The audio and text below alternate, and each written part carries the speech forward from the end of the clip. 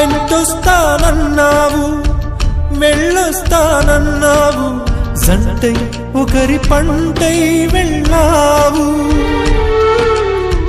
కరుణిస్తానన్నావు, వరమిస్తానన్నావు, కరువై మెడకూరివైపోయావు.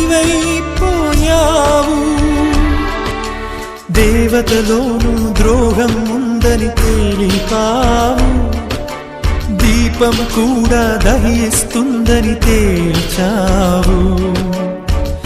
ఎవరిని నమ్మాలి నన్ను తప్ప, ఎవరిని నిందించాలి నిన్ను తప్ప.